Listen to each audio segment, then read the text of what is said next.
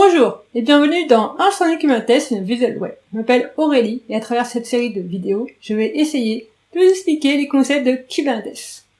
Dans ce deuxième épisode spécial, je vais vous présenter 5 de mes outils préférés de l'écosystème de Kubernetes.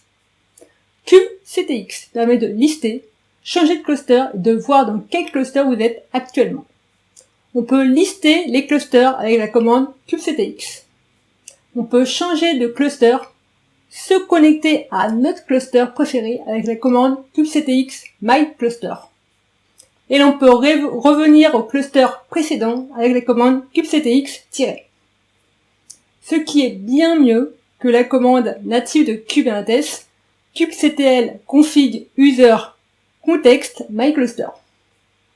Kubernetes fait la même chose pour les namespaces, pratique afin de ne pas avoir à saisir le namespace à chaque commande kubectl. On peut lister les namespaces avec la commande kubens.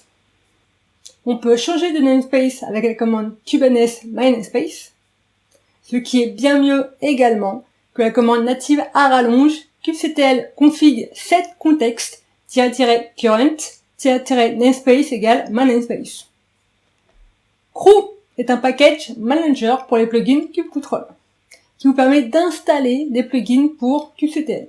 Search, install, upgrade, remove, tout est géré pour vous directement depuis la commande kubectl. Avec la commande kubectl crew search, on peut lister les plugins existants dans l'index dans le catalogue de crew. Avec la commande kubectl crew install, on peut installer des plugins tels que kubectx et kubenes. kubectl crew list permet de lister les plugins installés avec crew. Et on peut mettre à jour le plugin viewsecret, par exemple, avec la commande kubectl crew upgrade viewsecret. Justement, viewsecret, c'est un plugin qui permet de lire et de décoder les secrets Kubernetes.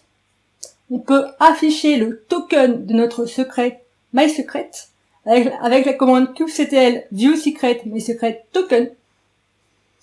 Comme vous pouvez le voir, c'est bien mieux qu'avec la commande à rallonge de kubectl get et la commande describe. Franchement, c'est un de mes plugins préférés et je l'utilise tous les jours. Et vous pouvez, en une seule commande, afficher et décoder toutes les clés d'un secret avec kubectl viewsecret mysecret-a. Myth permet de supprimer les informations inutiles et ou rajoutées par Kubernetes quand vous affichez les informations d'une ressource. Il vous suffit de rajouter à la fin de votre commande pipe kubectl init. C'est magique. Et vous pouvez également afficher uniquement les infos essentielles d'un manifeste YAML en tapant kubectl init mypod.yaml.